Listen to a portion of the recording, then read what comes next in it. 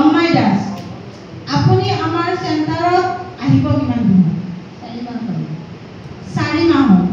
আৰু আমাৰ চেণ্টাৰত অহাৰ আগত আপোনাৰ কি কি সমস্যা আছে বিষ আছিল চিকিৎসা নোৱাৰোঁ আৰু মাঘৰ এইখিনি ভাল পাইছোঁ এতিয়া মাজে মাজে এতিয়া বহুতখিনি ভাল পাইছোঁ আপোনাৰ ডিঙিৰ বিষ আছে আৰু কি বিষ থকা বুলি কৈছে এই মাজৰ মাঘৰ ৰাজহাড়ডালৰ বিষ আছে মাজৰখিনি ন আৰু এতিয়া আপুনি কিমানখিনি আৰাম পোৱা বুলি ভাবে বহুতখিনি আৰাম এতিয়া এইবিলাক নাই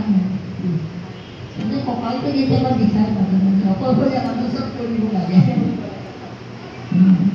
গতিকে গম পালে এখেতৰ কি আছিল ডিঙিৰ বিষ আছিল লগতে স্পাইনৰ প্ৰব্লেম আছিল আৰু এই স্পাইনৰ প্ৰব্লেমৰ কাৰণে তেখেতে এই 4 মাহ আমাৰ চেণ্টাৰলৈ আহি আছে কিন্তু তেখেতে এতিয়া এই 4 মাহ থেৰাপিলৈ বহুতখিনি আৰোগ্য হৈছে ভাল পাইছে আৰু তেখেতে কৈছে কি মই আৰু আহি থাকিম হয়নে এইটো ভাল খবৰ হয়নে নহয়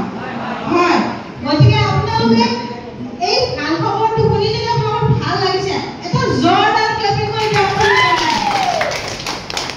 গতিকে নিউৰোপা জোৰকে কওক নিউৰোপা